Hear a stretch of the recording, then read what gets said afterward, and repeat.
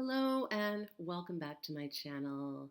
I wanted to just do a quick video today dealing with something that does come up for a lot of victims of narcissists, particularly if they are divorcing a narcissist and there are children involved. And it is narcissists and family court. So first of all, disclaimer, I am not a lawyer or any kind of legal professional. I am not providing any type of legal advice. And the first thing I would suggest, which I suggest in many of my videos, is that you get a lawyer and get some legal representation.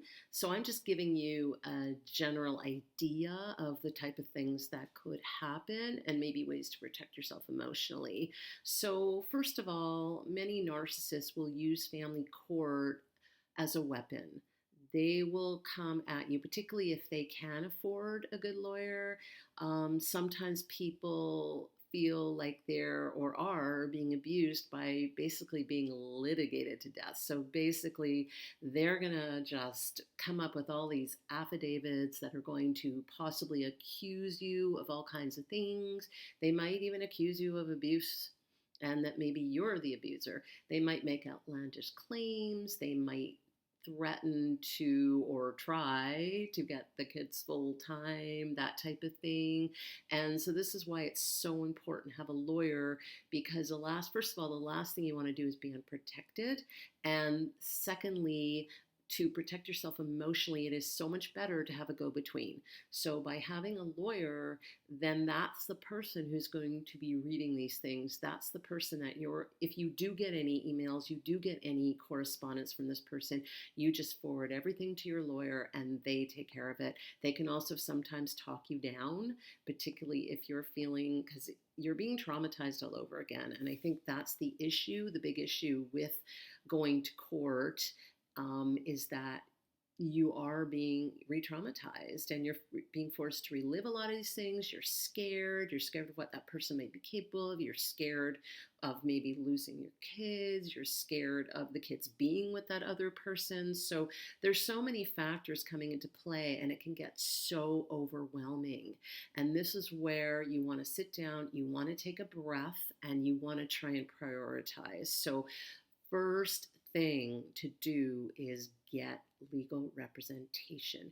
If you can't afford it, try to borrow some money, try to get a line of credit, try to do anything that you can to try to get some representation, or at least find an advocate.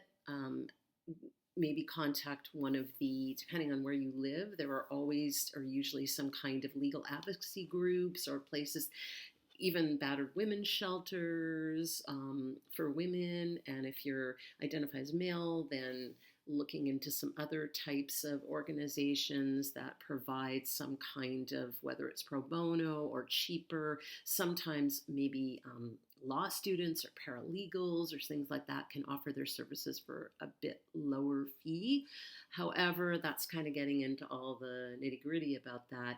So without going into too much detail, get some kind of legal representation, whatever that looks like, because you're going to be in for a rough ride. There's no way to sugarcoat it. There's no way to avoid it.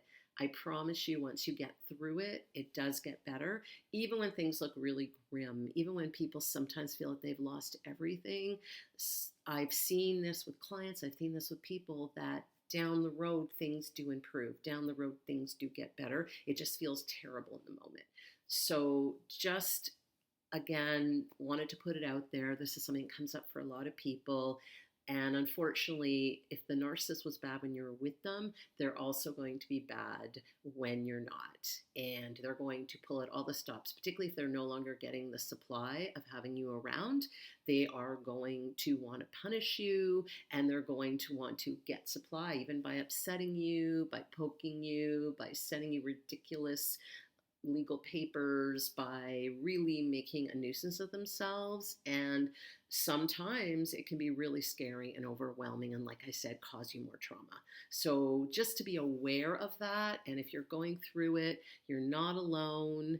There are plenty of people that can support you out there. Try to rally anyone around you that you can get some kind of even emotional support from. If you can, see a therapist if you're not already, and just get as much support as you can. And you will get through it, I promise you. So that's it for now. Thank you for watching. And again, you can leave me some comments if there's more that you want me to talk about regarding family court or other types of aspects of what happens when you leave a narcissist, particularly if there's children involved. I'll probably do some more videos down the road. But in the meantime, thank you for watching. If you haven't already, please subscribe, please like, please share, and I'll see you in the next one. Bye.